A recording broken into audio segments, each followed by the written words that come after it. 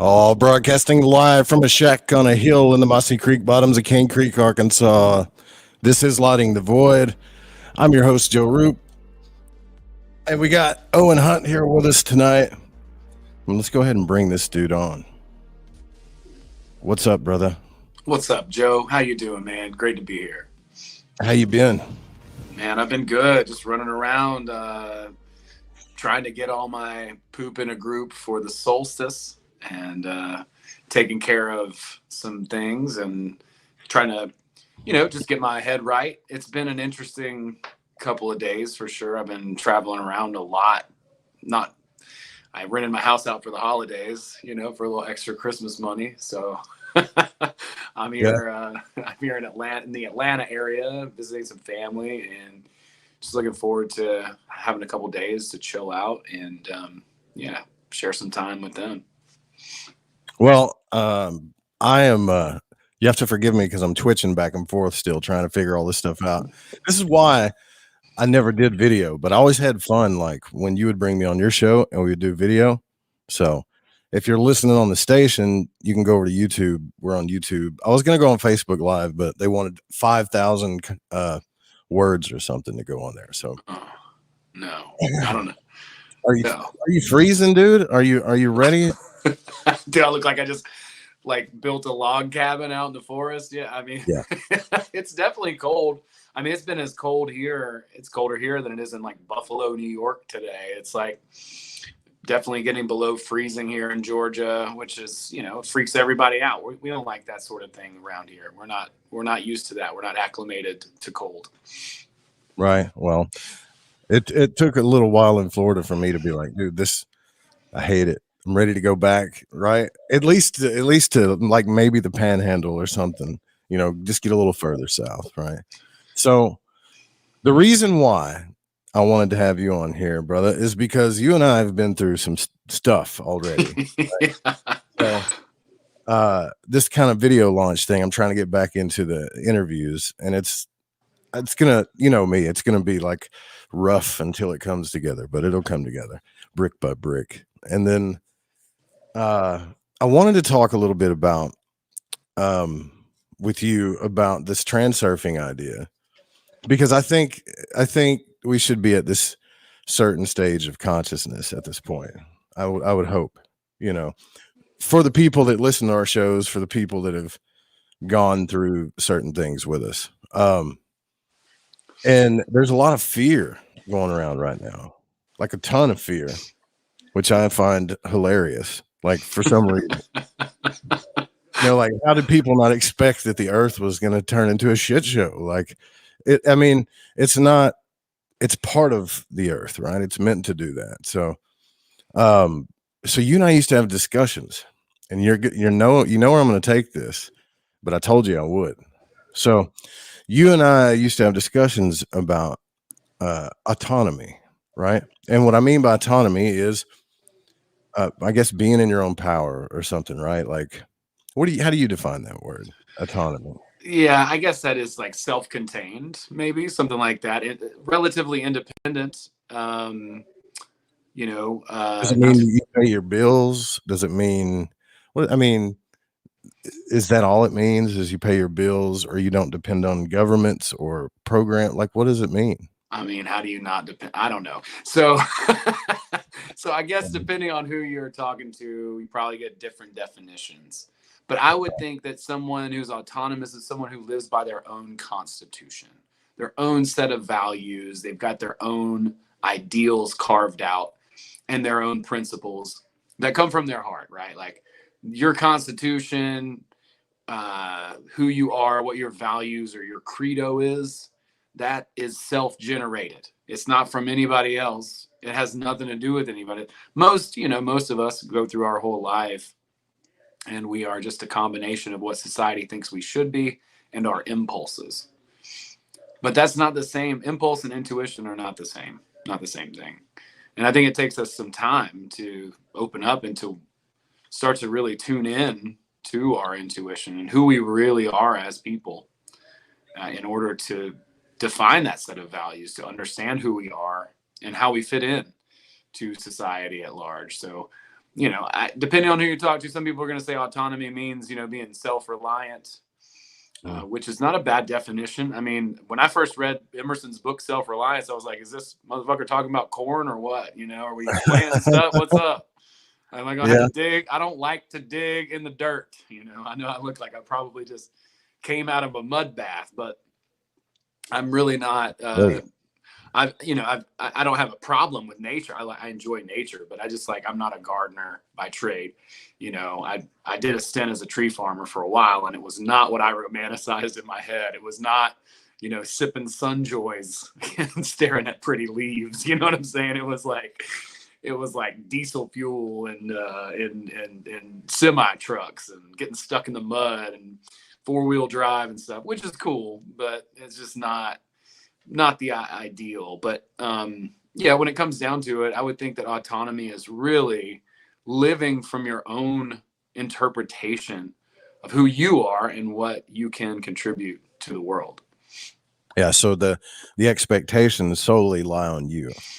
That's it. Yeah. I think you have to define it. Yeah. You can't expect anybody to figure it out for you. It's one of those things where you have to go into the abyss yourself in order to discover what that is. You have to have your little hero's journey, if you want to call it that, in order to get an idea, because it's not something that someone can do for you or really even teach you how to do for the most part.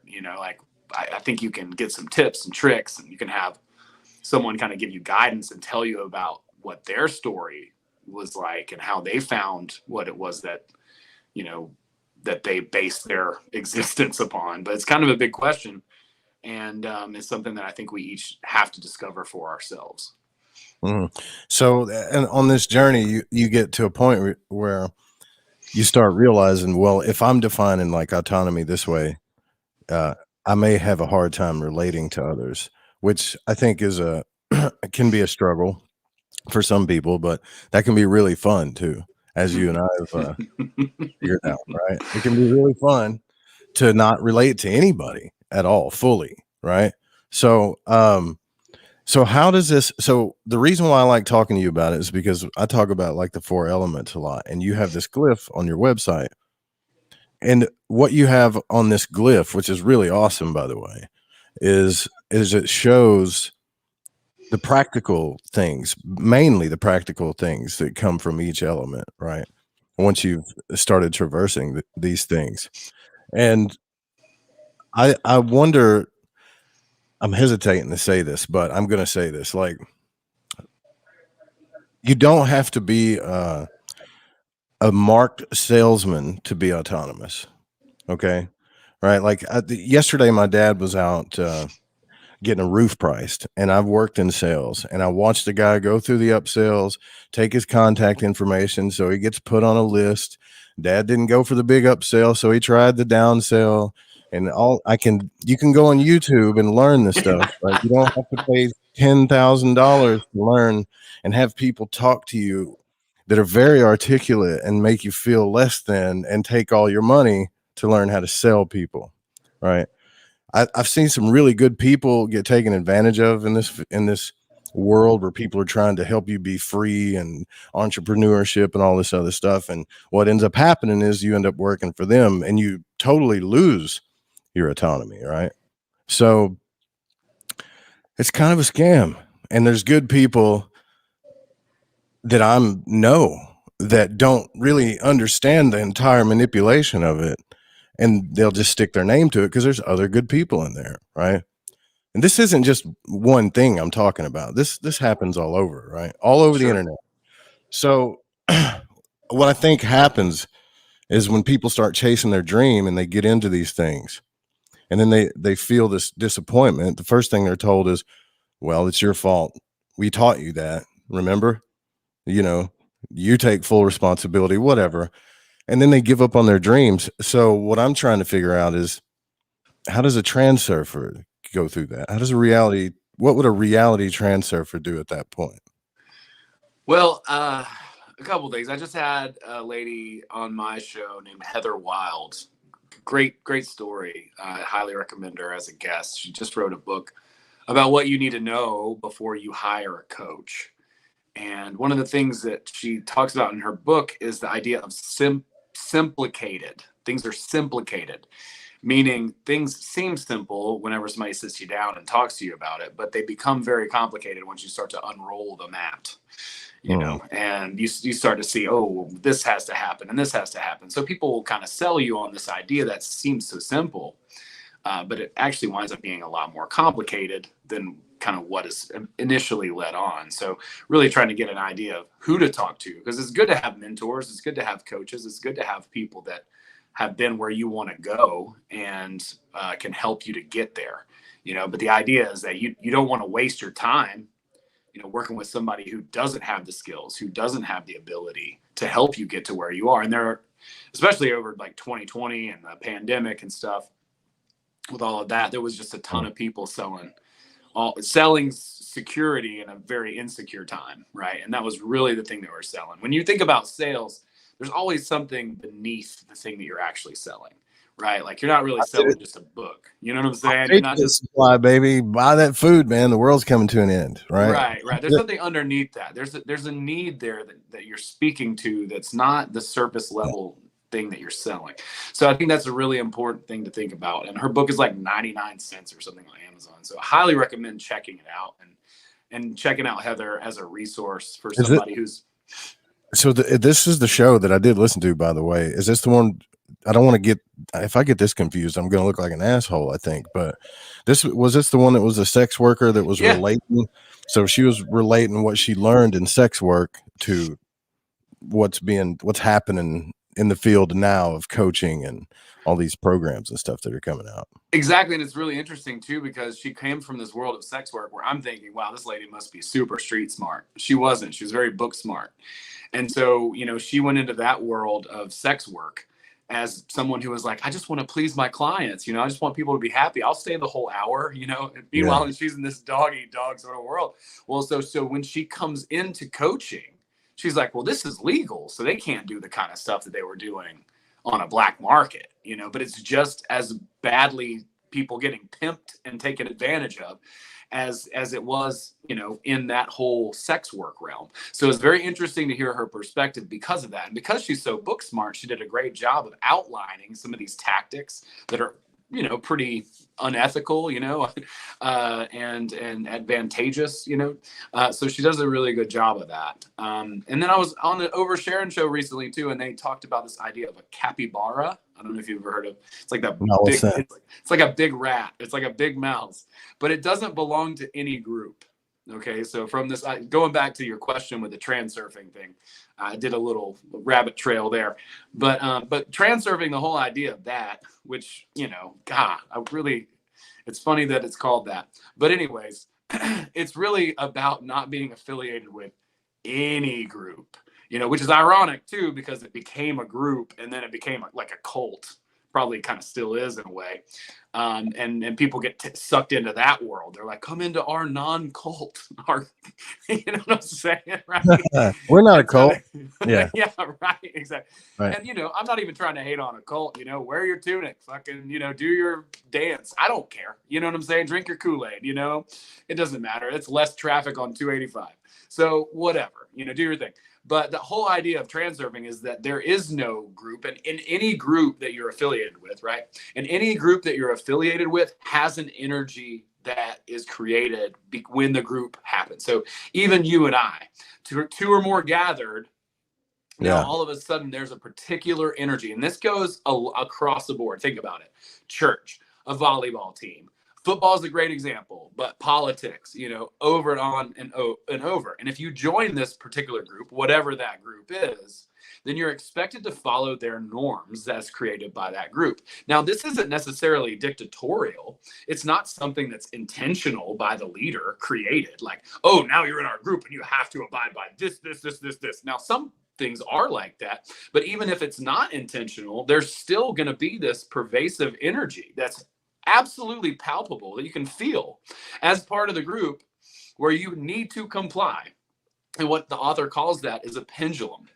And so it's an energetic or thought form. So you're very, very familiar with thought forms and magic, right? It's so funny how like all the stuff that we talk about overlaps. And I like, sort of live in this practical world, and you have, you know, gone into this mystical, all this mystical tradition, you know, these old, you know, hermetic traditions, and the stuff just overlaps perfectly, you know. And there's another book that I just finished that I highly recommend people check out.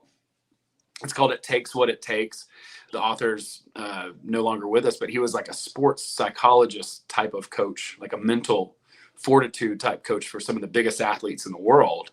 And he wrote another book called Thinking Neutral. But his whole point is thinking neutral, like be neutral, because positive thinking doesn't always work. It's obviously better than negative thinking. Negative thinking will always get you negative results every single time without fail. It's tested. But if you're thinking neutral, then you can be a lot more objective about things. You don't set yourself up for some lofty expectation that's unreasonable and then let yourself down. So like back to the idea of transurfing, the idea of balance, you know, balance or reality is zero. It's just what it is. It just is. It's like truth. It's objective. It's what it is.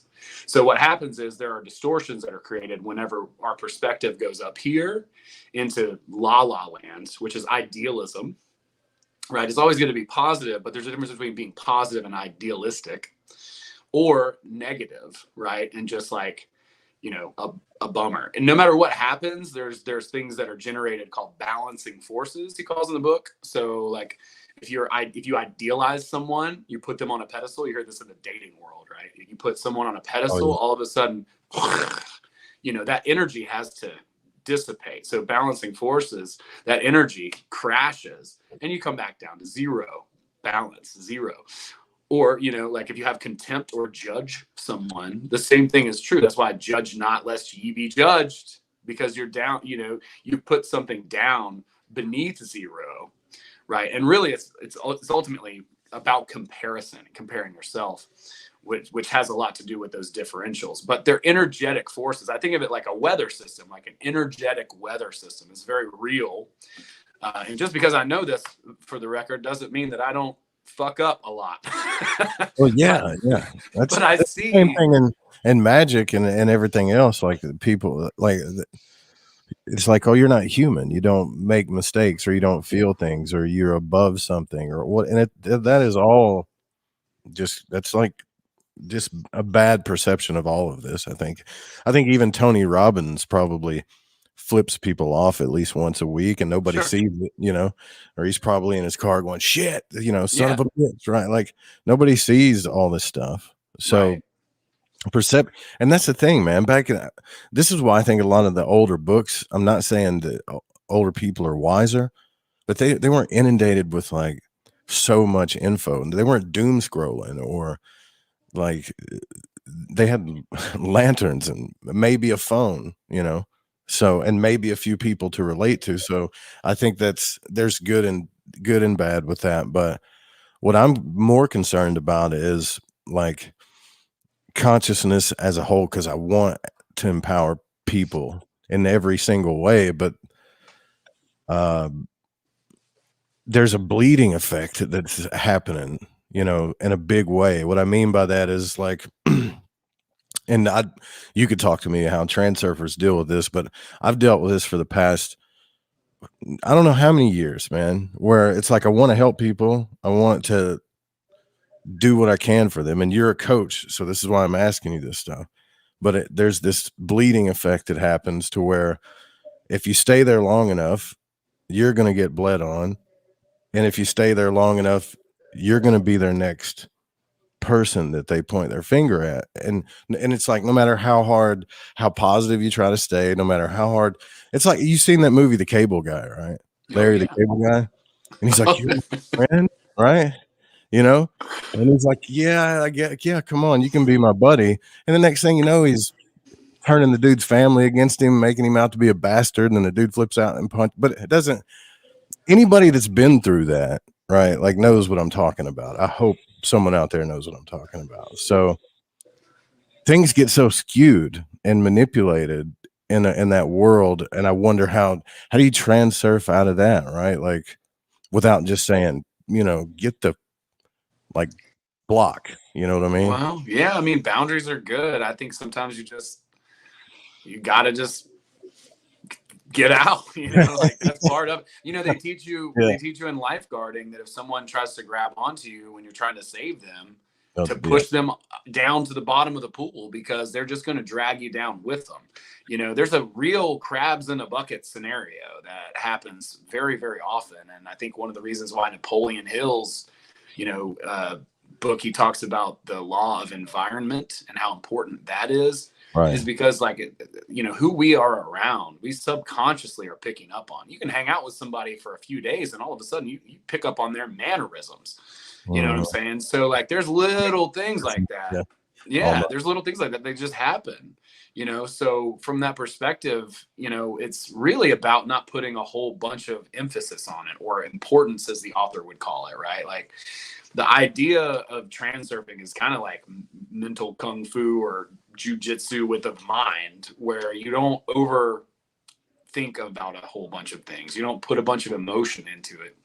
It doesn't mean that you deny reality. In fact, you accept reality for exactly what it is, and you allow it to be that way. And the golden rule of transurfing is to allow everyone to be exactly as they are, and allow yourself to be exactly as you are. You give up the fight with the world. You stop trying to change it, because you're never going to win that fight. You're never going to push that rock uphill. So just accept it. And now all of a sudden you get so much energy back, because it's all about energy, like those pendulums, those groups, whatever they are, right? Like they all have those energies. And the idea is, in those groups, you do as I do. You do like what you're supposed to do, on the volleyball court. This is how we do it, and any of those can become unhealthy.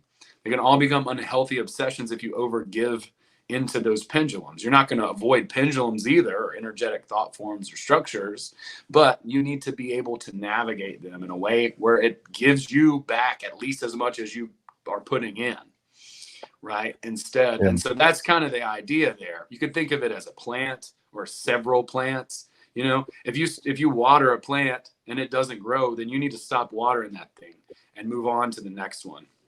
And it's very cold and icy in a way. It's not like, it's not all about like, oh, well, this one didn't, I'm going to try harder. No, don't do that. You withdraw. It didn't work out, so just leave.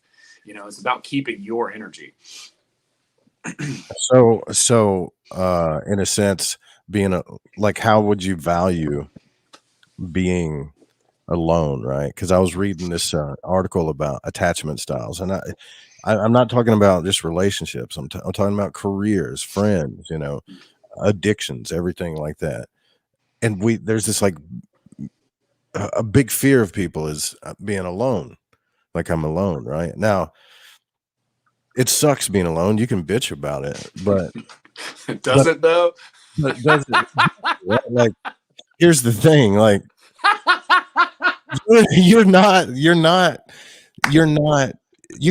you're so free, man. Like, there's nothing there's no outside pressure, right? So like in magic, Liam Christopher was talking about this. When you do the pentagram ritual, essentially what you're doing is drawing a circle around yourself. So the ego says, I'm here and all this outside stuff is affecting me, right? And I can see it now. Okay. And it's causing, little pokes and stuff in the ego. It's causing reactions and things like that. And then that's when the healing process begins, So magic was one of the first things that created a safe space in every single way to be alone and free, right? Just drawing that little circle.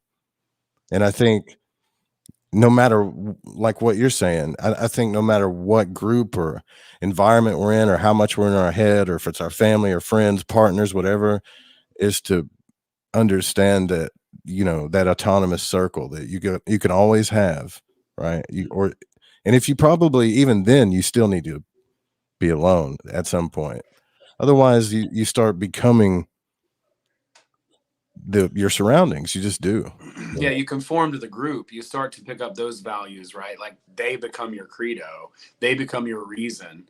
And I know this because I've experienced it a lot in my life, you know what I'm saying? And that's why I laugh my fucking ass off when you're like, people don't want to be alone. I get it. We have a deep Most need. of the people I talk to is they're either they're pissed off at their ex, or they're tired of this person, or they don't want to be alone, or I don't know why. Like there's obviously a reason why, but I'm thinking I'm at this stage where that's not going to happen anymore, right? Like not at the level it had. So, but I'm wondering why, like why we're afraid. Why are we so afraid to be alone? I mean, if you think about it, we're relatively safe for the most part. For the most part. If you're warm, you got a roof over your head, you got a TV, and most of us have a cell phone. I mean, you could have a party just for that, you know? Sure. Well, I think it's evolutionary as far as the fear of being alone. I think we have a deep need to be accepted by a group. You know, we're tribal for the past several thousand years, or as a guess. I don't really know, but I'm guessing. That's my opinion. That the biggest punishment like a few hundred years ago is to be exiled from the tribe. Right now you have to go and hunt for yourself and pick for yourself and live in a forest. Now we have creature comforts, like you're saying, like my phone and my house, and I have heat and things like that. So like being alone is a lot more navigable. It's less of a punishment now than it ever was back then. So I think we have some evolutionary needs to be able to be accepted by a group. That was the ultimate punishment, was to be kicked out of the tribe.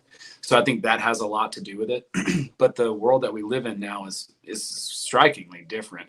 And sometimes it's I think in the world that we live now, we need to have a balance of both, right? Like within that world, you were part of a structure, you were part of a tribe. And let's say, God, you maybe worked 3 or 4 hours a day or something. You had plenty of time to also be alone. Because as we're talking about, we become so enmeshed into a group. And all of a sudden, the values of that group are our values now. Right. And then it becomes collectivism. That's definitely not autonomy. Now you're in part of this cult. That's a cult. And so whatever their written rules are, you abide by those and you do those. You don't ever have time to sit down by yourself and say, hey, what do I believe? What do I think? Now you're just, again, your social impulse, or your social ideologies that come from the outside plus impulses in your body. That's who you are as an identity. That's not a true identity. That's not a true constitution from you. That's not autonomy. That's getting sucked into a group. And buddy, take it from me, because I have a type 2 on the Enneagram. I'm the most like group community builder type of natural disposition that anybody has. I worked in film as a producer. I made other people's dreams come true. That was my job, to make people's dreams come true. And I can do it. But, as a progression for me, getting from there to where I need to be is about really focusing on myself, my own individuality, my own creativity, and going to a type 4 on the Enneagram. If people aren't familiar with that, highly recommend looking it up. But a type 4 on the Enneagram is the artist, is the individualist. It's the person who doesn't believe that an Enneagram would work on them. That's the type 4. No, I gotta try. I gotta try it out. And I want another reason why I had Owen on here is because I go into these big speeches about the spiritual community, where people are talking about I'm not doing what doesn't serve me anymore.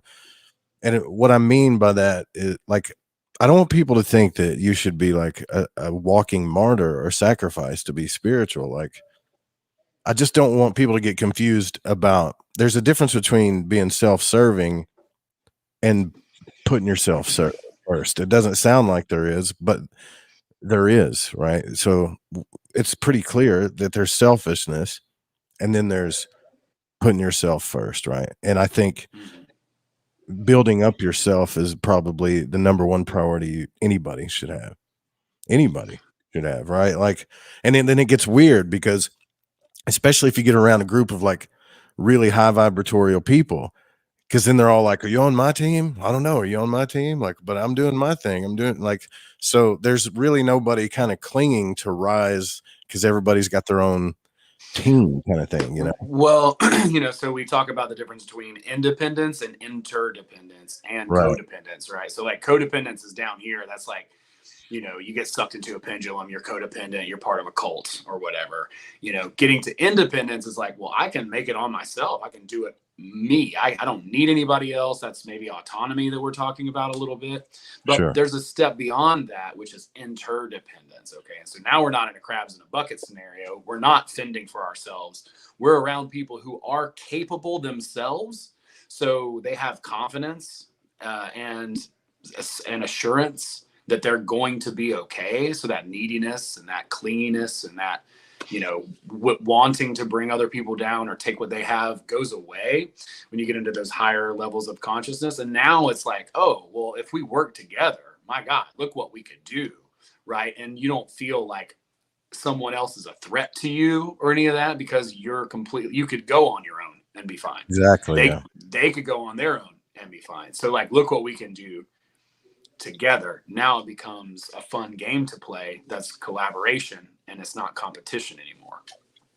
Yeah. See, I tried that too with I have people that I work with now that are like really awesome, you know. But before I would have people that would come along and I felt like I felt like they had that kind of attitude. I'm getting a coaching session from Owen, by the way, right here, you know. So like I felt like they had that kind of attitude. And then they would help, and then I would do what I do good by helping the way I help, right? And then they'd kind of get this, well, I don't want to do too much, you know. Every time I help somebody, they screw me over. And you can just feel this vibe, right? They don't have to say it. You could feel that this is their whole life story, right? And I'm thinking, Jesus Christ, dude, like, do I have to go through this? And I'm not mad because I get it. Like we all understand that feeling, you know. But if you're not going to commit to helping or commit to being a part of something, then say it, right? Like, I don't know what I'm doing, or I'm afraid. Like that's what I've learned is a communicative thing, right? I'm afraid. I don't trust this all the way, you know, that kind of thing. And then you can draw your little circle again, right? So, Well, yeah, I think you have to come into it and know what you want and know what you're willing to give.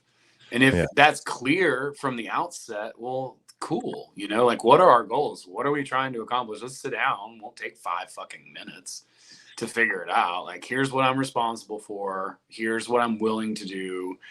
Any more than this is too much of my time and too much of my energy, you know. And so there is that, right? Like, one thing and again, like, I need to do better at implementing these types of things in my own life, because me it's so too, much man. easier from the outside looking in to be like, well, Yeah, write it down and sign it, you know. It's like, yeah. but I forget about that, you know, and I'm like, oh no, we talked about it. It's cool. We don't need a written contract. I always rub people the wrong way, but you were the first person that like we're totally one of the first people in my life that totally understood where I was coming from, right? Because when I first met you, I was like, so what is your deepest agenda in this situation, right? Because I don't want to, like, I used to be real defensive about that. I'd be like, I don't want to bullshit. Like, and you just told me, you said, dude, my deepest agenda is to network and find good friends and like-minded people and grow my thing, you know? And if we can help each other do that, let's do it. And most people, I'm like, it was almost like I went, you know, like I could breathe, right? Because I get this, like, you know, I want to help, and then the resentment happens, you know, and it's like, well, you weren't totally real with yourself and me about that, were you? You know, um, and it's not a judgment. I just think, God, man, it would feel so free if everybody was that way, wouldn't it? Like, that's autonomy to me. To not be Yeah, ashamed of what your deepest desire in a situation is and be able to say it, you know? yeah, I think so. I think that's autonomy. I think that's security. It's, you know, self-worth is kind of in there as well, and just understanding self-knowledge, which is a hard thing to attain. I mean, shit, you know, people think of Maslow's hierarchy and all of Jung's work and all these great philosophers and people who, you know, talked ad nauseum about this. I mean, it's taken me a long time to gain some insight, and I've been on this journey like whole hog for like fucking 10 or so years, 11 maybe years now. So I mean, I've been literally soaking up as much information and learning as much as I can from as many different sources to try to synthesize these ideas so that I can share them and help people and try to understand what it is that I want. And I didn't even know what I wanted really until a couple of years ago. I wasn't really sure. Really? I didn't know that. Really?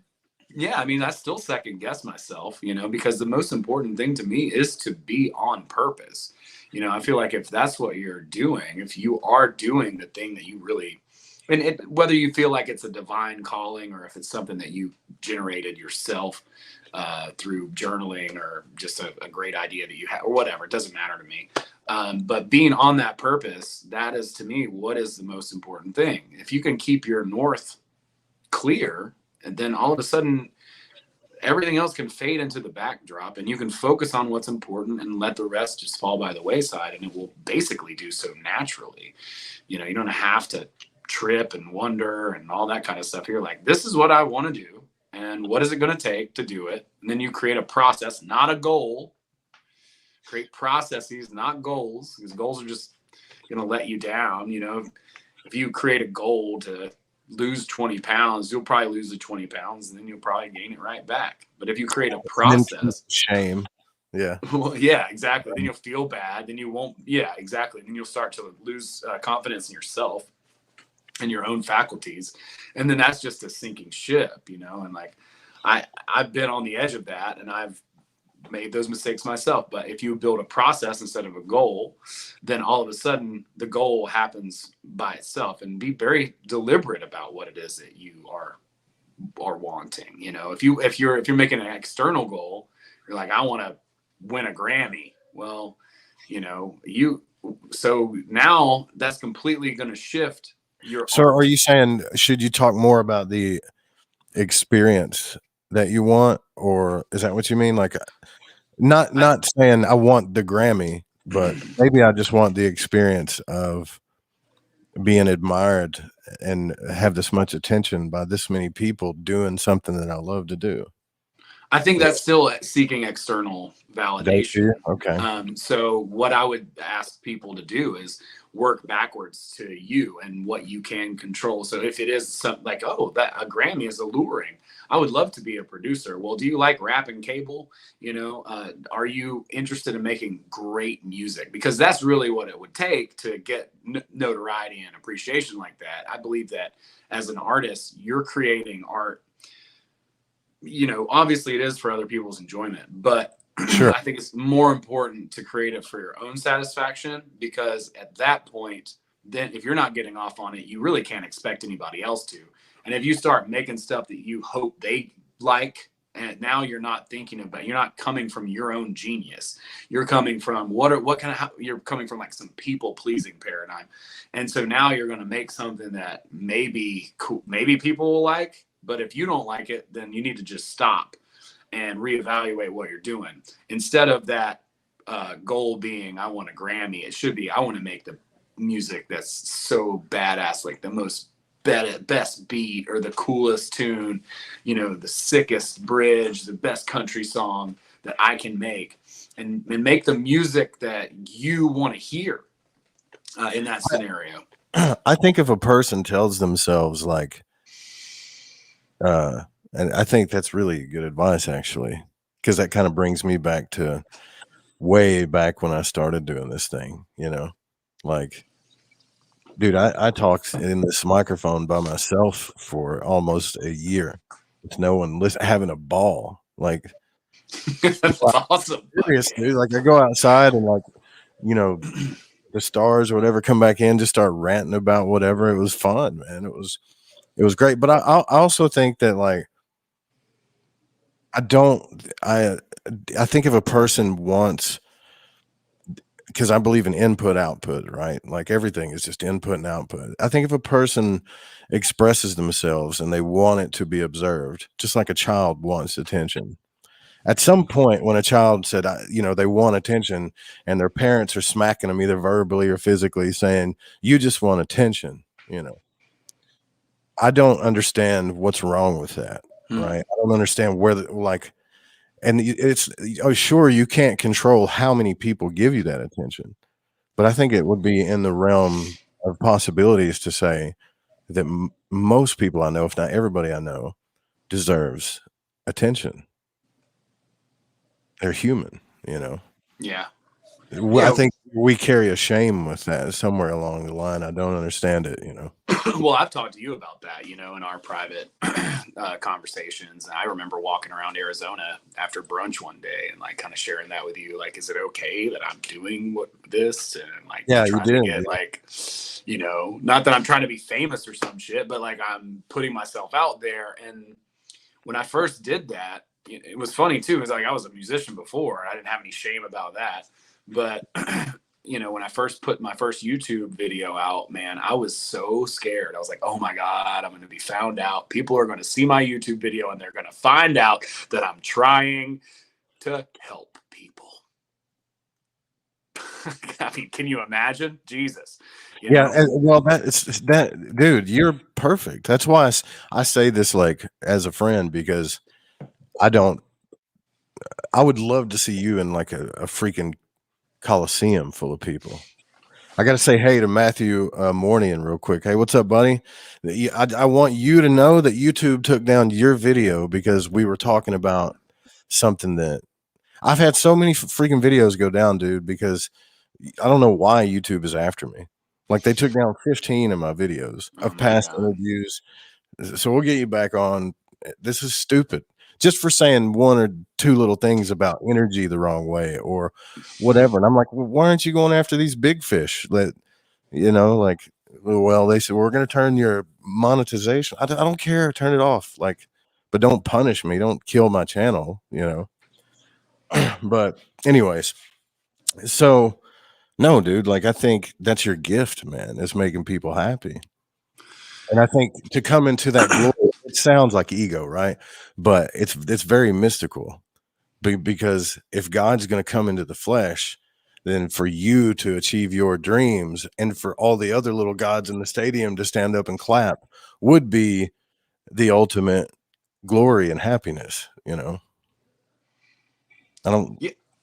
You can't control it. No, but I can try to make the best whatever it is that I'm trying to make. And I can do that anywhere, right, too. And that's something I think that gets really kind of blown out of proportion. People think they need to do some big thing and just one big thing. It's like, dude, it don't work like that. You got to do a lot of little things over time. And that builds up, just little daily things. What is it that, one grain of sand at a time, as they say, right? Like, if you want to be a writer, you don't have to write more than 10 or 20 minutes a day. You'll be a writer in a couple of years. You'll be a damn good writer. If you try to write 8 hours over the weekend, every weekend, you're going to burn yourself out and want to quit. But if you can just chip away, whatever that is, if you're having fun too, that obviously helps. If you're in your studio an hour a night, just having fun. Dude, I love eventually, you're just it's going to continue to, you're going to master that skill. You're going to enjoy it. If you're enjoying it, then you're going to, you're going to get better at it, right? And over time, you're going to learn to master it. Yeah. All right. So I got to know this because we're getting close to the top of the hour. We're going to have to take some time to break. Right. I've known you. I mean, I consider you a good friend, and yet, like, still no, other than some psychedelic experiences, still no mystical experiences yet. None to be spoken of. I mean, I can talk about that stuff. I don't really delve into that realm anymore, but I'm happy to share. Like, I'm a sober guy at this point. It's the first thing I like. The two biggest things I want to know people on the deepest level is like, what are your childhood issues? Right? It's weird. That's a whole nother show, buddy. What are your childhood issues? How did you meet this special person? Because I love those stories. And did you have like a mystical experience? So.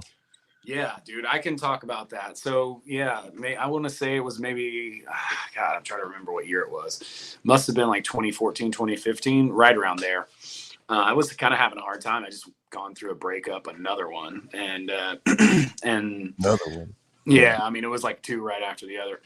But I went through another one. I started having a tough time, and I was like already, looking into this stuff and very, very engaged and stuff and such. But I started going to someone who was, I guess, a hypnotherapist at the time. She was also a Reiki. But I started doing hypnotherapy sessions with her, and she was great. She really helped me a lot. And not too long after that, I had a buddy of mine who actually just hit me up a few days ago. He's in Florida now. And he was like, hey man, so, I just did this Ayurvedic cleanse, which is like, oh you eat yeah, this stuff called, it's like you eat the stuff for like khichdi. It's like rice and beans for a week. I was like, rice and beans for a week, bro, throw me in the briar patch. I love rice and beans. Well, so I did that. It was actually a lot harder than I thought. I got like really constipated about the middle of the week, and it was like getting sick and tired of this shit, eating rice and beans for every meal. And anyway, I got to the end of that week, and then my friend who had recommended this to me, he sent me a little envelope with a heart on it. And this particular envelope had a couple of pieces of paper in that envelope. And I kind of prayed about it. I was like, well, what do I do? Swallow a couple pieces of paper. That was something that I didn't think I would ever do ever again, because my last experience was not that great. last year? We're talking. Yeah. I'm sorry, I didn't mean to cut into the story. I thought you'd said it and I forgot. No, it's fine. I will never forget this story. You can interrupt me at any point. So anyway, I always remember those experiences being like, oh, look at the trees and they're waving and the stuff is dripping and stuff. But for me, for whatever reason, this particular experience, I didn't care about anything out here. I went and laid in my bed. I closed my eyes. And I guess what happened to me was like, I guess I kind of caught a glimpse of the Akashic records is what later I find out, people call this, right? Yeah, because it felt like every question was basically coming up into my head, like every question at this, like multiple questions at a time. What about this? What about this? What about this? What about this? Question, like crazy, right? And then every answer to every single question was the same. Is that one of those experiences of like psychedelic gnosis, right? Where all of a sudden you understand everything all at once, like you get, or is it that different? No, I mean, it kind of felt like that. I'm sure other people have had this experience, but all these questions, but the answer was the same answer. Love. Yeah.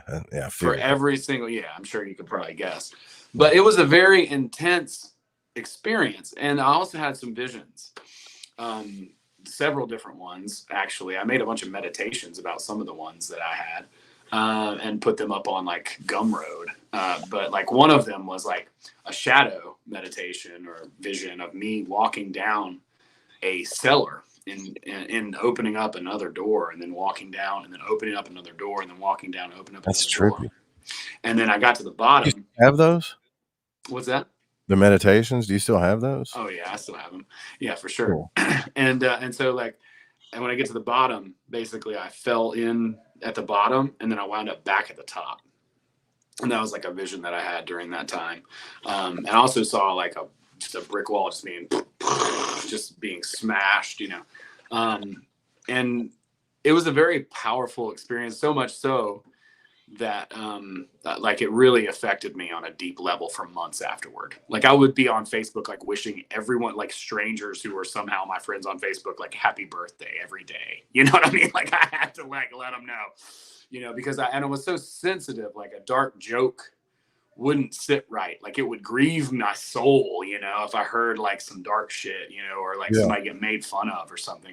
It would upset me. I was just like very, very, very sensitive for that sounds months. Like Molly almost, but like, yeah, I mean, it made me know like love is all there is, ultimately, it was a very reassuring experience. I don't recommend anybody go that route, because I've talked to several people who have had, Kundalini awakenings and all kinds of other stuff completely by meditation or whatever, not by ingesting substances. It's not necessary.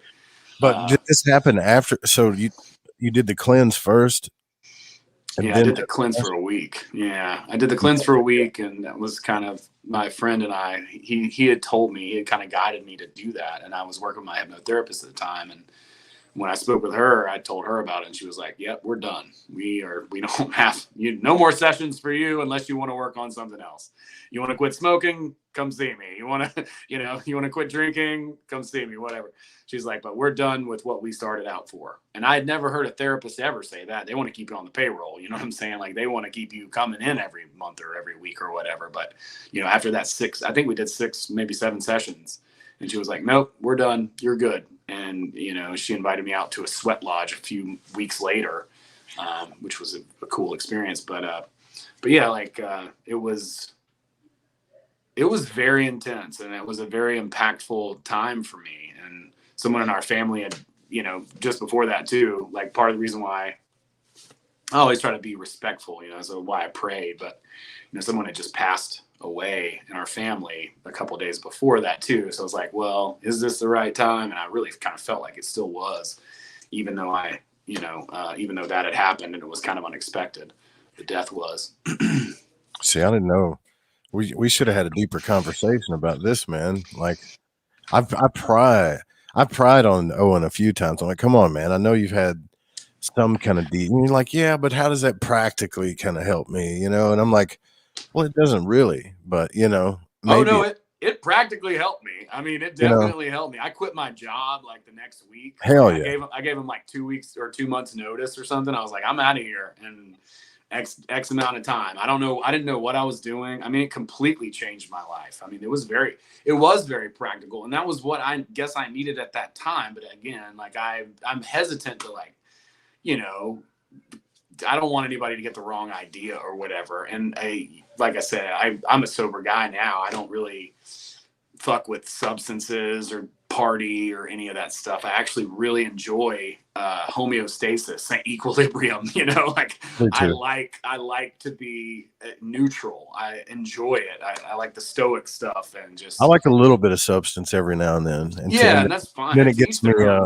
And then I start getting anxiety. It doesn't really matter what I'm doing, Well, I spent so many years just high as fuck all the time. I couldn't even see straight, and I'm like, well, that's embarrassing. And then in college and stuff, like, I drank a ton and, things like that. So it's just not, I don't think intoxicants are the way. I was always a big fan of Robert Anton Wilson and those guys because they didn't judge you for that. And it's like, I understand the value of consciousness shifting, and, like, to seeing the world through a different lens, experimentation and those types of things. So I would never tell anybody what to do or what not to do with their self and their body, because they're autonomous and they own themselves. But I'm not an evangelist for it either. Sure. Yeah, I got you. All right. Well, we're going to take a break. I'm going to ask you some more questions about some autonomy, transurfing, consciousness, maybe some mystical experiences too. Probably open the phone lines up. Cool. I'm going to see if I can figure out how to run the video and the station thing at the same time. Well, I can pretend like I got a producer. Alex, hit the button. Yes. I don't know. I don't really have a producer. We'll be right back, though. All right. Let me... I'm going to hop in this chat a little bit. Yeah, say hey to everybody. I hadn't gotten a chance to yet. Oh, I got to connect to my freaking YouTube account again. Yeah, let's see if this works. Oh, God.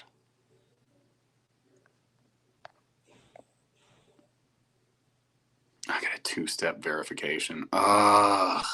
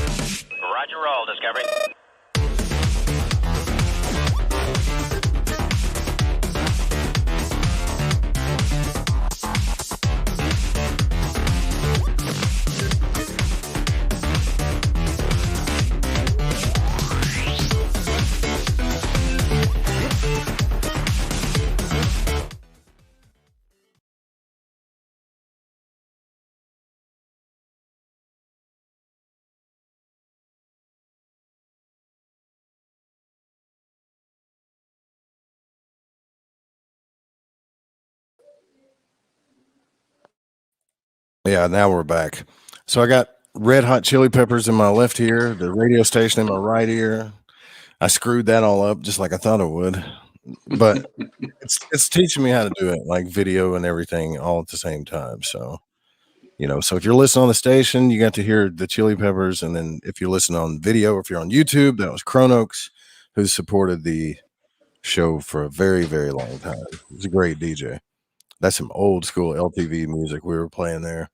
But I got Owen Hunt with me. His website is you give out your links, dude. I should have did that in the beginning, but I was so it's about screwing up. I was like, just come in here and start talking. Yeah, dude, it's all good, dude. Yeah, and you guys can go to bootsygreenwood.com or bluecollarmystics.org. Either one of those will go take you to bootsygreenwood.com site. I got some comedy clips up there. I've got some audiobooks up there. I've got I've got like I've got an audiobook that I wrote, and an ebook that I wrote on purpose, on finding your purpose and discovering your purpose. Short 10-minute read, real easy peasy. I'm happy to talk about that kind of stuff too, or whatever people have questions about. I saw in the chat people talk about a couple of different things and ask if they could ask questions in the chat. Excuse me. Absolutely, yeah. I just can't see the chat very well. I'm on my phone, so I don't have like an extra screen over here that's showing the chat. And I You can can see you. also call in too at 501-777-5631 if you want to call in too. I would prefer it if people would call in. I think that'd be awesome. I'd love to hear from anybody if they would be down to call in. I think that'd be fun. I'm happy to answer questions out of the chat too, but it'd just be, for me, my personal preference. If you'd like, call in. I think that's really neat. It's old school and fun. Yeah, looks like I can ask a couple here too. Looks like Joseph's asking, I had a question about beauty. What is it? Is it important? Can it be hijacked? Okay. The hijacked part, I'm not really sure what you're asking, but I from like the perspective of like Vadim and the idea of charm, right? Like beauty or attraction is alignment, basically. It's when your heart and your mind are in alignment with each other. So you could take someone like Chris Farley, you know, not on paper or like objectively the most beautiful person, but very charming, very attractive, and very you know, very powerful presence, very aligned, and people just loved him. He was magnanimous, and people just loved Chris Farley.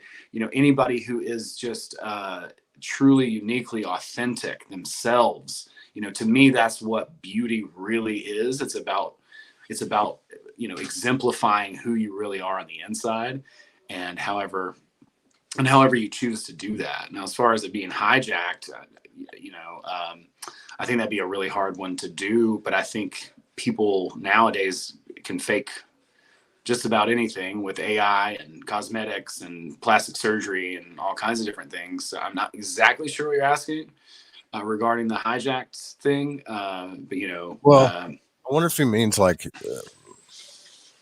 well, that could mean a lot of different things, right? Like, so I may not have even answered the question properly, but just like from that perspective of, you know, what is charming, what is beauty, what is, you know, what is attractive on a person, you know, to me, it's not like 6-pack abs and you know, and blonde hair, you know, like on paper that looks not, but you see somebody like that and they're sleazy. You're just like, ugh, you're nasty and gross. Get away from me. I don't care that you look like Fabio.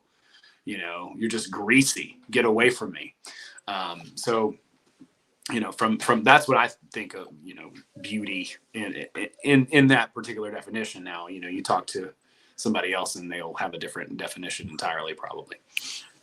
Yeah, I think someone's beauty can be hijacked in another way too. Like someone can be extremely beautiful and a beautiful person and it be exploited, you know, in a sense too, I think, you know, but I don't know, like physical beauty to me is a very thin thing, especially now in today's society. I think everybody has something beautiful about them. I know that sounds cliche, but like you said, if someone's really in love with themselves and in love with life and in love with what they're doing, that stuff's going to radiate. I don't know if it can be hijacked, you know. Yeah, I don't know if you can fake that. You can't fake energy, right? Like a beautiful energy. Like there are people that just come to my mind that I am fortunate enough to know personally that I just like I adore them just because of their energy, just because of who they are. And they may be physically attractive too, but that's not why I'm enamored. You know, there's plenty of physically beautiful people. They're kind of a dime a dozen. I was thinking about the sense of beauty, the personal sense that links the beautiful and the good. I guess it's more of a deeper sense of beauty. Can it be hijacked? Man, I think it can be. I think people can like so eat enough babies, you know. I mean, earlier you were talking about interdependence and autonomy, right? Like, if it's not about, it's kind of like I don't know how to relate this. It'd be like people that have internal resources, and then there's like physical resources, in a sense. So you could take a person and take everything away from them, like Job, put them in a scenario, and they're going to thrive, be happy, be independent. Those kind of resources are to me, like the real resources. Although it's nice to have, firewood and a big bank account and, all this stuff too. So there's different senses of beauty. When I hear the word beauty, I don't even think of kind of looks in a sense, that's maybe I get sexy and beauty mixed up. I don't know. I could get those two things mixed up.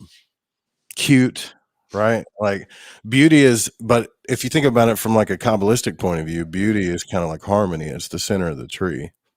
So if you're talking about your Christ-like nature, I only think it could be hijacked if you let it be, Did you figure it out? Yeah. Yeah. You got this intense look on your face, brother.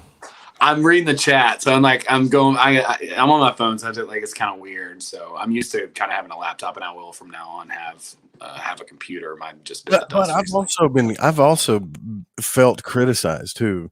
It's because like, I've dated people before and be like, I don't know what you see in me. I'm overweight, I'm broke, and like I don't have a car or something. And they're like, well, personality goes a long ways, but you got personality. And at some point, you're like, okay, yeah, I get it. I get, but I guess it depends on who's saying it too, because another person could say it, and You got all these people out people are there. happy about it, and then another person saying it, and they're being condescending. You know what I mean? I guess so. I don't know, man. Like people talk a lot about dating stuff. I think it's really, in that regard, it's really secure with yourself, Yeah, and yeah, I mean, we all have our insecurities too. Like none of us are perfect, but that's then true. like somebody might say, well, I'm 6 figures, 6 feet tall and 6 inches. And it's like, well, 1 out of 3 ain't bad, it's like, but it's like, All right. but it's like that, but Yeah, that's not true as far as like how people respond to things. We respond to like the personality, the way someone interacts, the way they make us feel. That's huge. Just because you have stuff on paper, you could be, a beautiful model with a ton of money and have, a cool car and all that stuff. But if you're just a douchebag, then no one wants to hang out with you. It's just not going to happen. I want to be around someone who makes me feel good, who I'm comfortable around, who I can share deep ideas and feelings with, who I can feel like isn't going to, make me feel insecure or clown on me or, try to embarrass me in front of their friends or try to look cooler than me or crab in a bucket me but or but whatever, at the same time, bro, you just got through sitting through like a roast, and I heard you took it like a champ. Bro, it wasn't even that bad. Like they need to do way better, next time as far as coming after me. The biggest thing I was concerned about in my roast was that somebody was going to say something too sweet and I would actually cry. Because you can fucking say the nastiest shit you could think of. I've heard it all. There's no way that some of the things that I've heard could be outdone, even just from like people in my life, high school alone. Yeah, But beyond that, the whole Transurfing cult that I was a part of, those people were fucking bananas, and then becoming a comedian, going to open mics, going to comedy competitions where other comedians just clown on you and talk shit about your act and everything, and you're just sitting there and you're not supposed to heckle. Yeah, so I got thick ass skin when it comes to being insulted. But my biggest concern was like, and they were very kind and very sweet. They did a great job. They had some great jokes too. I'm not trying to talk shit. I know you do. I've tried to dig at you a few times just to Yeah, see. but I mean, most of my jokes are at my own expense anyway. So it's like, come on, and so that stuff doesn't bother me at all. And in fact, they were so kind, and it's such a beautiful and lovely community that we have. Like, it was so much fun to hear everybody. Everybody wrote great jokes. I mean, damn, dude, there's some banging comics in my tiny little town. And you'd be surprised to come out. I had two of my friends from LA came out and they were like, damn, Athens is funny. And it's true. Like we have a great scene there. I'm very, very proud. Well, I would love to come out there and see it, brother, but I still got warrants. You got warrants, dude.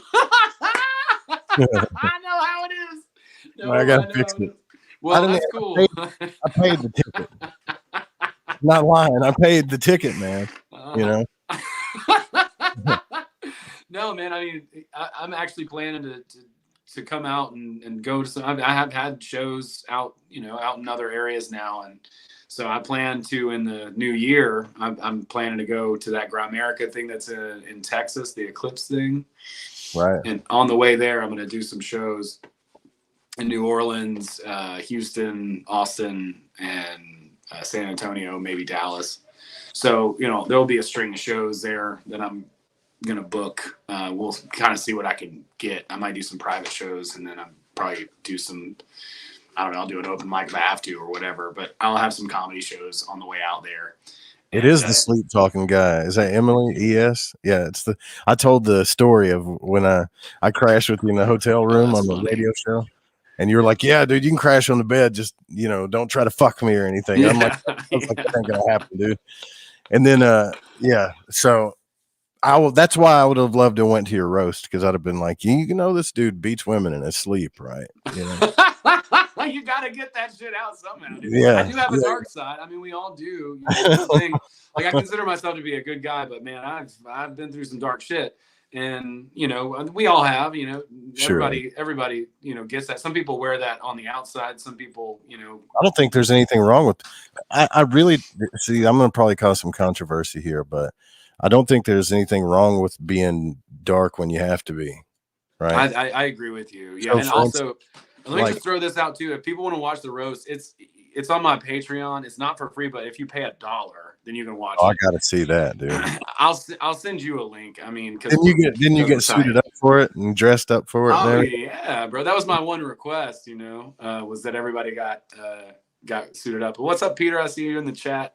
I'm not able to see the chat as well, just so you know. But dude, what's up? Thanks for kicking it, homie. I don't know why they won't let you see it. That's weird. I can see it. Well, it's just I'm on my phone, and it's just I can't see that and see you, and I don't want to. I got you. Yeah. So no, I think it's important. One of the strongest things about a person is kindness, I think, right? But also, even stronger thing is when I see somebody that is kind, but it got mistaken for weakness and their darkness came out. Because it's easy to be an asshole, right? Right. It's also easy to be super nice and bubbly all the time. But it takes a strong person to be, in my opinion, it's super attractive to me to be kind, right? But when somebody crosses a boundary, that to me, that's strong, Like, and as a man, like, it's nice to know that you can kill something if you needed to, but it just feels safer. I'm some women too, because I've had some women say, "You do this and I'll stab you," and I kind of believed them, right? Yeah. Well, you better believe them. You want to survive. You don't take no risks anyway, but I think, I think that kind of goes to Joseph's question. I think, right? Like, can beauty, that is a really good question. Now that I think about it, can beauty be taken from you? I think if you lose your sense of like autonomy and self resources, like internal resources, not, material things, your internal, if you lose that in any way, it can be robbed from you, I think. Yeah, I agree. I like even just, something just horrific, you know what I mean? Like going to war or something, like that can just completely change someone, and they just don't have the gleam in their eyes just gone. You know what I mean? Like they just don't, the spark is just put out, and I've seen it. And and there are people out there, Joseph, I've met them, that they instead of like building themselves up or building other people up, like this is a special form of trolling that certain people do. Like they focus in on a person and will play an entire game to try to destroy that person's confidence. And I thought, there's no way that these type of people exist? Who would waste? What kind of loser would waste their time doing something like that? Right? But they exist, and I think they're just. I don't want to call them losers because I just think they're damaged. Like, yeah. Yeah. I mean, there's narcissists and stuff out there. And I recently I'm reading this other book right now about like emotional immaturity and like being raised and stuff. But one of the things that this psychologist talks about, and this made a lot of sense to me, is that, you know, a lot of these people that are manipulative, they're not diabolical, no, but their survival is what's at stake. So they're doing what they need to do, they think, to get their needs met, right? Like they want their needs met, whatever that is, if it's attention or, you know, whatever. So it's not even that it's malicious, really. It's just that, and some people are outright malicious and strategic about it.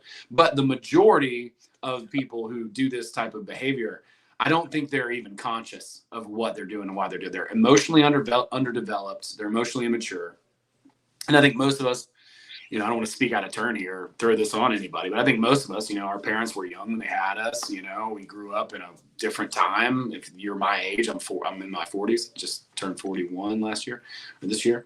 And so, you know, they were young. They didn't really know what they were doing yet. And so I think a lot of them were kind of emotionally underdeveloped.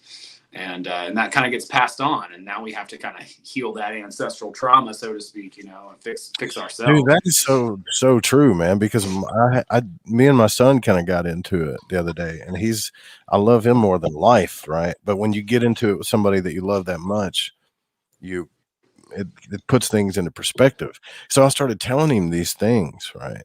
You know, because I said, son, it's not bad to have. What did I say to him? It's not bad to have emotions. Emotions, how you feel about a thing is your truth. Whether that thing really happened, but that's your core truth is how you feel about something. How you react is an entirely different thing, you know. And I've still to this day will react on certain things, but I just don't. I was trying to tell him that you don't have to hide your feelings. Like this whole input and output thing is life, right? And anything that you stop and just leave there or bury is going to cause a sickness, and then it's going to explode or worse, you know. Mm-hmm. And he's like, where was this, you know, when I was a kid or whatever? And I was like, damn, I was in my 20s. I was thinking, you know, when you were a kid, right? Like it dawned on me, damn, I had my son like way too young, you know. It's crazy to think about, man. Yeah, and I like that's part of that whole like we all have to resolve like our, you know, our trauma is just handed down, and then their parents were young too, and they handed down what they knew, and their parents were, you know, so it's like it's all just coming down the pipe, and it's up to us. It's nobody's fault. It's nobody else's fault. You know, what happened. We have to heal from it, however, whatever that looks like, and you know, pick your method and kind of figure that out, you know. But I think there's a lot of truth to that. You know, if you're a young parent or you had a young parent or as a child, you know, your parents were young, then, you know, very likely, you know, you're going to have some stuff to just kind of integrate and work through as a result of that, because they were not really probably emotionally mature yet at that time in their life. I mean, if I would have had a kid when I was in my mid-20s, I was an idiot when I was in my mid-20s. I was an idiot. Me too, man. Yeah. God. Yeah. I'd be like, yeah. So even now I'm like, you know, I'm working to be, you know, to be better every single day. And I've worked for 10 fucking years, and I've gotten a little better. And I'm going to continue to work, you know. That's the point. It's like I said earlier, don't make goals, make processes. You know, it's like you meditate 10 minutes every day, you know, you'll start chipping away. You write 10 minutes every day, you'll be a good writer in a couple of years, but you know, you got to hang with it. Joseph Carrera says, is that what an NPC is? Someone whose sense of self has been hijacked. I don't know if I buy into that whole NPC thing. Like, so here's what I think about that. I don't believe that there's non-participating characters in this reality. That's a video game thing, but I understand the metaphor. You told me that the other day on the phone. You're like, this is a crazy thing. People, right? It's a way to dehumanize people. So fuck that. But what I believe personally is that kind of we all are in that stage, right? As the metaphor of NPC, right? Like, because like in that book, the Trevor Mawad book, It Takes What It Takes. You know, one of the things that he would do is he would go in and say to like a whole room of football players, like, hey, you know, everybody has an internal dialogue. And then some people would look crazy because people have posted this on the internet that, oh, I don't have internal dialogue, or certain people don't have internal dialogue. Well, how did you think that thought that you didn't have internal dialogue? It came from your internal dialogue. So that's his next statement, is like, a lot of you are asking, what isn't, well, why did, right? And then he gets a huge laugh on it, because we all have thoughts going through our brain. That's just the truth, you know, and it's no one's walking around with, if you read a book, you hear the words in your head. That's just how everyone does it.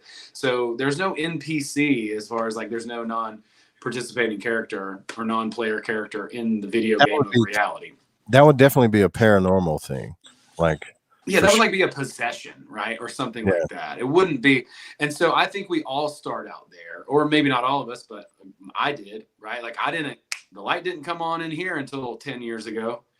You know, it just didn't. You know, I didn't even realize I was having thoughts. You know, I might have been one of those people who was like, I don't have dialogue in my head. I don't, you know, there's no internal monologue. Well, yeah, there is. Wipe your ass. I'm wondering, like, how do you tie your shoe? Exactly. You know, like I don't, when it comes to thoughts, I think people are like, there's people out there that are just ruthless, or there's people that seem to not have emotions, which those people used to bother me, but they don't bother me anymore. What I'm getting past, what I'm trying to heal from, are emotional terrorists, right? These are the type of people that we go back to that manipulative thing, you know? So I think the NPC idea comes from people that have been hurt, from people that seem to be just gone when it comes to empathy at all, you know? Okay. That's where I think it comes from. Now, if someone's actually met a person where they're like, oh, this dude's like an alien, you know, I love hearing those stories, just like I like hearing David Icke and other people talk about how they watch people's eyelids flip and all that stuff. Yeah. But I haven't seen that. Like, I haven't seen anything like that, you know? Yeah, I haven't either. You know, I would be the first to tell you if I did. Because, I mean, I've had some paranormal experiences in my life, you know, especially when I was younger. But honestly, they scared me so bad. I was like, okay, dear ghosts, aliens, I just want to be left alone, right? Like, it's, you know, in the spirit realm, I'm a libertarian, okay? I just want to be left alone. Just leave me alone. And honestly, I'm a libertarian. I believe in property, and I just want to be left alone. Okay, I got a gun on my hip. That's right, dude. Yeah, that's it. And it's semi-automatic. I mean, automatic. You know? No, but I've met some pretty ruthless people in my life, but they still were just damaged people. You know, hurt people, as they say. Yeah, like ruthless is in the sense of more growing up than now. Most people that I've met now that have hurt me or other people I know are just, and I don't mean, there's different kinds of hurt, you know, but I mean more manipulative type of people, you know, like there is no doubt, and there's no, what you said earlier, like I think it's a magical phenomenon, right? Some people say it's psychology, but I don't. I think there's something about the soul, like whatever you went through as a child that hurt you the most will continuously repeat itself in different ways, you know, until you heal it yourself. There is nothing outside of you that's going to heal it, you know. It's weird how that just happens like that, you know. It's intense too. Like, as I'm starting like go back through my childhood and stuff, like stuff comes up, man, and it is heavy shit. Yeah, I had it pretty dramatic, I'll just say, right? Like, that's a relatively accurate word. I don't want to say it was hard or any of that, but you know, because it's all relative in a lot of ways, but like a very dramatic childhood, a lot of impactful and intense moments and emotional dips and stuff. So, you know, just kind of going back all through all of that to kind of bring it back in. It's a lot to process. was a lot at the time. One of the concepts in that book is that you kind of dissociate when you get stressed, and I think a lot of us, what is it, like fight or flight or fawn, and there's some other one, but there's all these different ways that we kind of react to things, and dissociation is one of them, where if there's like an emotional leader in the house, let's say you had like a drunk dad or something, you come home and everyone would just have to like key off him, right? Like, and you come in and it's like, is he going to be mad tonight? Like, I can't upset him. So you emotionally sort of fawn to that and you dissociate. And so, to be in the moment is to embody yourself in any moment. But if we're young and we have those types of experience, we learn from very young age to dissociate. And then now all of a sudden we're in you're dating people that do the same thing to you. Very likely. Yeah. You're bringing those patterns. Yeah. Those patterns happen. And then so you become the secondary, the reactor to that emotional person, whoever that is.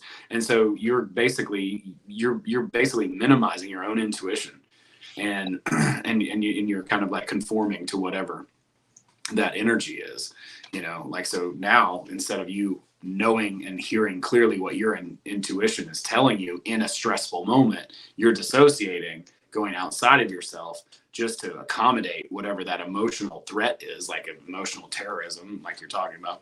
And then all of a sudden, you're not going to have a witty response. You're not going to be able to think clearly on how to react or how to act or be proactive in that situation.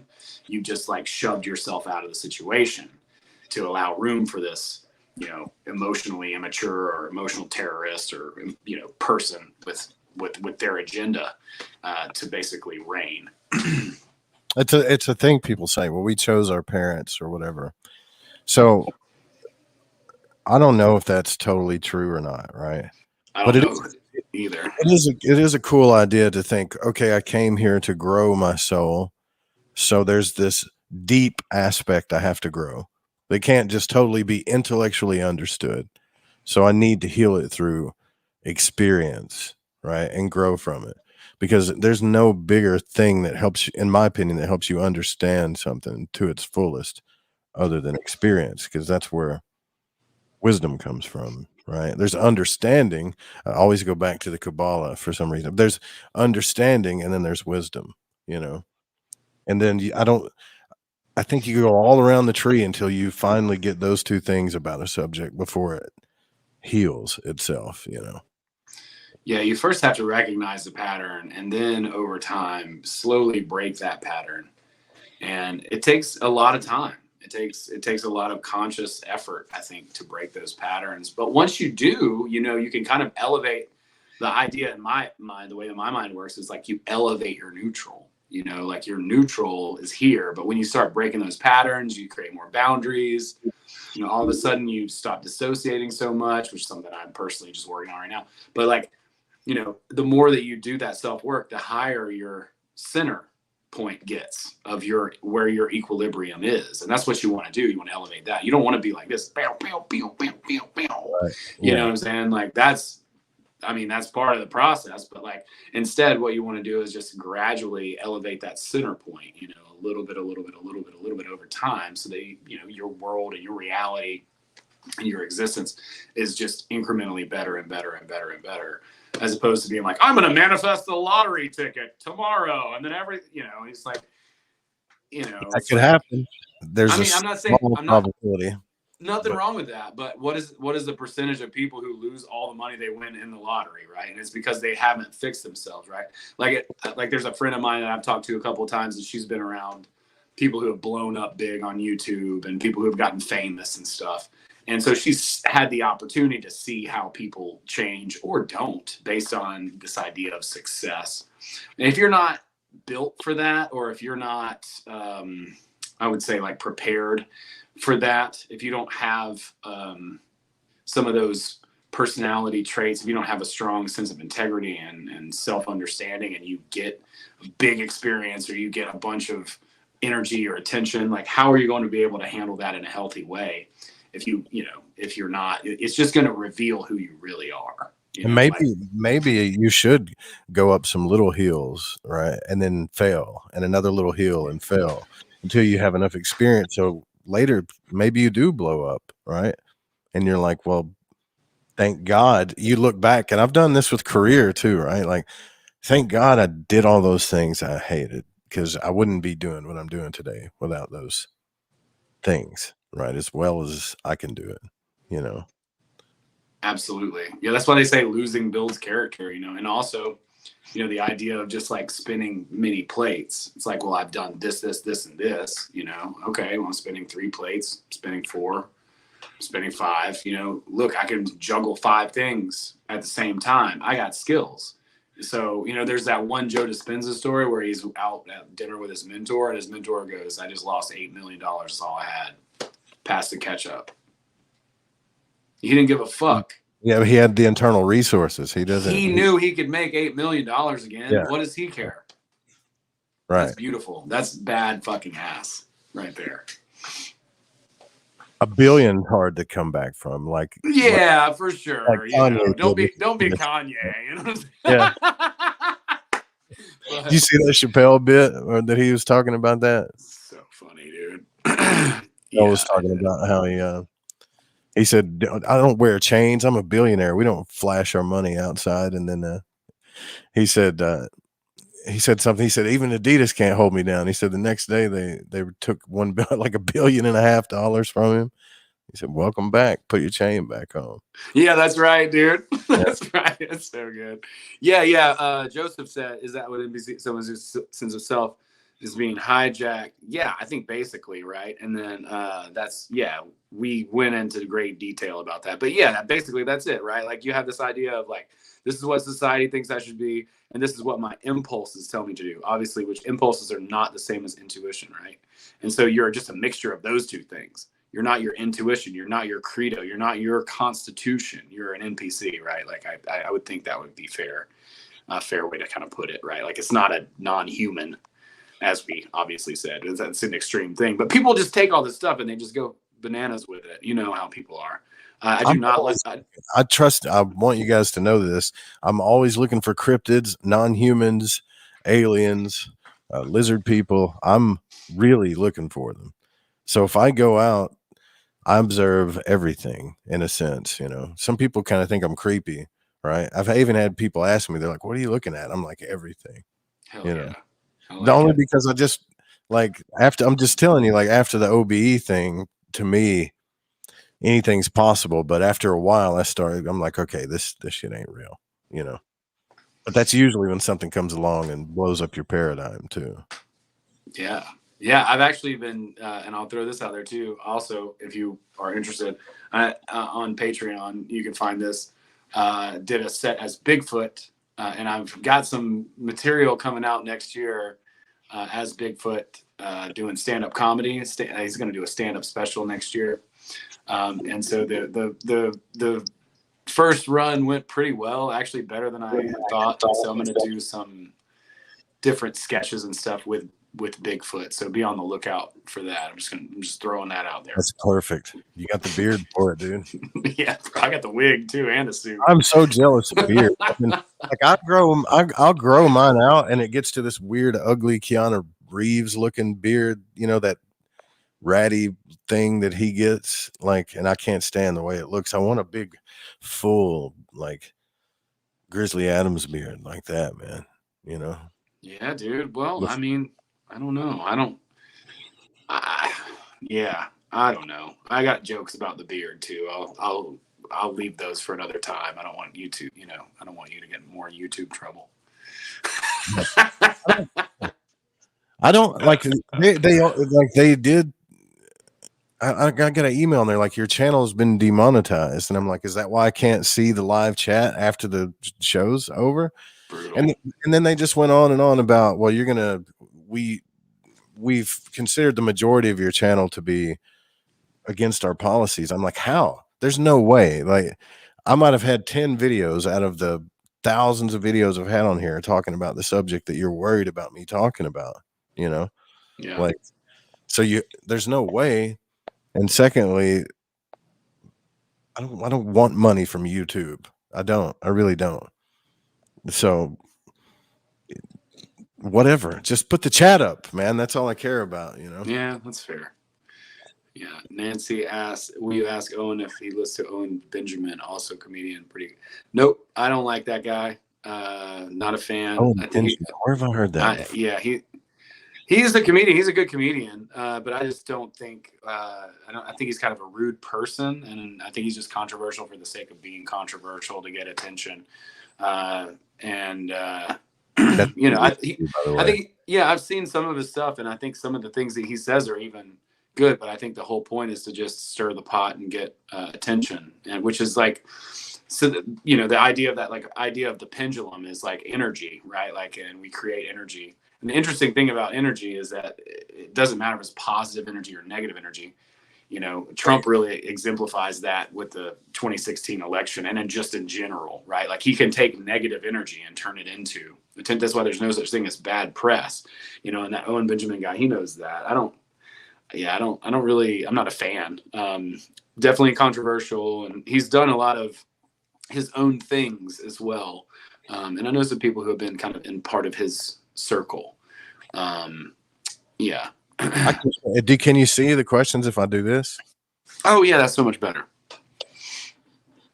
Yeah. Yeah. I didn't even know I could do that. I can just pop up. Oh, that's great. Yeah, I love that. Yeah, I think fear of success and fear of failure are the two biggest roadblocks that we all face. You know, like it's usually one of the other of those that keep us from taking action. But I think even still, if you get like accidental success or maybe unintended success, and you're not physically ready for it, you don't have the character that you need to have for that, then you're doomed. Jane hey, back in the reality Transurfing days. What's up, Jane? Cool. Yeah. I still have those books somewhere. Renee snagged them and put them up on her channel, and I guess I could make a big deal about that, but I would never personally gatekeep self-help. It just seems wrong. That's stupid to me too. It's the same thing with the mysteries and stuff. You know, like everything you want to learn about, like the mysteries, the Western mysteries, and it's all in books anyways. So for people to be like, well, I get this secret information and it's going to unlock the power that no one knows about. It's like, what? No, you don't. Nobody has that anymore. No, you don't. Like, someone hadn't studied it yet. That's all. That's exactly right. Yeah. I mean, you have to implement it anyways. So you can have the information all the live long day, buddy, but that ain't shit. So yeah. And we only got 10 minutes left, man. So what do you got coming up? Yeah, I've got a bunch of comedy that I'm going to be releasing in the new year. I've got a friend of mine that I've been doing some sketches with. Let's see here. Yeah, I've got a bunch of sketches. I did like like I said, the Bigfoot stuff. You can find that on my Patreon. It's $1 to join to watch my roast and the Bigfoot thing, which is less than it would cost to come and see, the show. But I'll send you a link of the roast so you can skim through it. And yeah, it was a lot of fun, super fun. I'm good, and I share, if you're interested in joining my Patreon for $1, I share a bunch of stuff. I have a lot of stuff that I wrote about reality transurfing on there, just like summaries of chapters and stuff. And some of that's free. There's a lot of free stuff on there too, I'll say. There's some free comedy on there too. But the Bigfoot thing, I had to lock that up because it's still in kind of test mode. And then the roast, like I said, it's something that, I just want people to invest a little bit of something. It's like I said, it's cheaper than a show. I mean, a show would probably be a $10 ticket. So, I try and share a fair amount of stuff on there on the Patreon page. So go and check it out. Even if you just check it out as a free person, make a comment or something, I'll respond to it. But I've got a lot of comedy stuff coming up in the new year. I'm really starting to lean into that a little bit more and doing some sketches with my friend JoJo White, who's an exceptional comedian himself. and several other people from the Athens comedy scene. If you guys are on Instagram, give me a follow. Bootsy Greenwood is my handle on all the platforms, but I also run the Athens comedy page on Instagram. I'll be releasing some sketches actually this week between the Athens comedy page and my personal page on Instagram. And it's, for whatever reason, YouTube Shorts, you can only do like 60-second videos. So I need a little bit longer than a minute on some of these sketches. So I have a hard time on the shorts, but on the Instagram Reels, you can do 90-second videos. So I'll be releasing all these on Instagram. So please check them out. And if you see them and you like them and you laugh, you think they're funny, please share them. It will help me a tremendous amount. Because, the comedy world has really changed a lot. One thing I will say very positive about Owen Benjamin is that he's really done his own thing, kind of moved to the internet self-promotion nowadays, right? Like, I think I see a lot of comedy on, but I didn't even start really looking at comedy until I did before. But after I met you, honestly, I started seeing all kinds of comedy stuff come up on my social media. People are sharing a lot of like stand-up reels and stuff, and I know the machine of the internet needs content. It's like we're filling up a dirty diaper, with content. Like, I'm a content creator. I would rather not be a content creator, thank you. But I will say, show, man. Right? No, that's not what I mean. I just mean like we got to put stuff out because the machine's hungry, right? But like when I don't want to put out stand-up clips.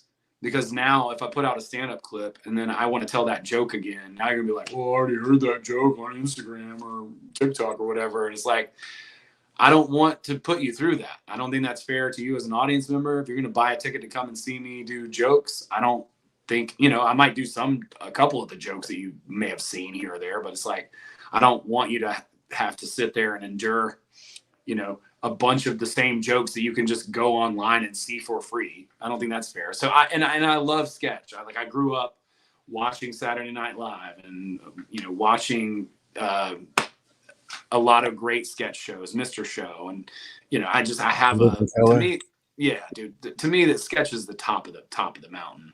But I love stand up because I can do it myself.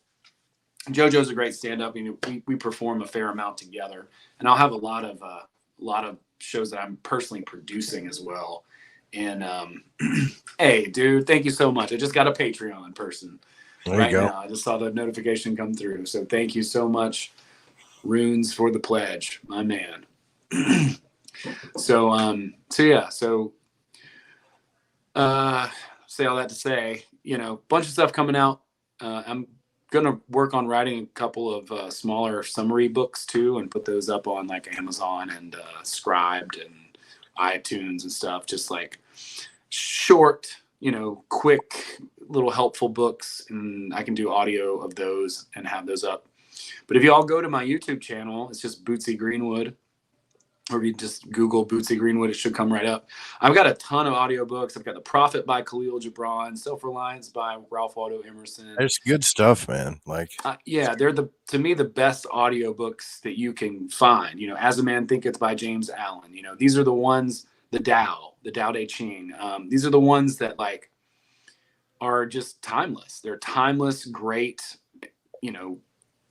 impactful, positive information that can transform your life. This is the secret information that you're going to go to some marketing guru's website and pay $5,000 for, to have him tell you the same principles that are in, As a Man Thinketh by James Allen. It's not any different. There is no secret information. Don't let anybody fool you.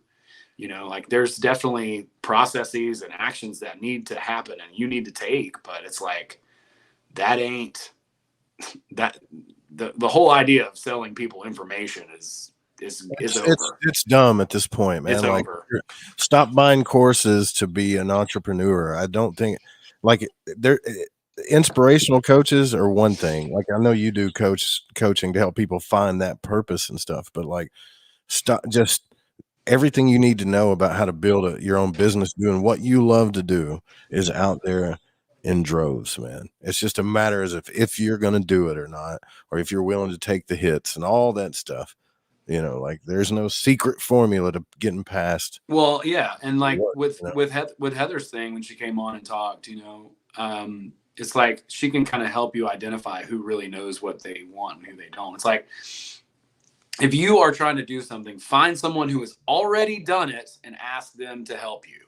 Yeah. They're qualified. Nobody else is. Some dude in Costa Rica is sitting on a hammock talking about he's making 30 grand a month selling coaching courses. Needs to shut the fuck up, because it makes me so mad. It makes the whole coaching industry look like just absolute, Well, snake oil. Well, you, just to be clear, I think Owen's a very effective coach because I've been soliciting his coaching for free by pretending to be his friend this entire time. So, but I got some testimonials for sure. no, but seriously, like all of the formulaic stuff is out there. But if you need someone to like get to know you and help you get to know you so that you can find that thing, that I don't think you can put a price on. Like that's hard, because that's going to help. That does help, you know. It does. And yeah, I mean, people are talking about the Masons in the chat. That's exactly right. Like that's what they did. Thomas Gorance, the Paranoid American, yeah, he did a show.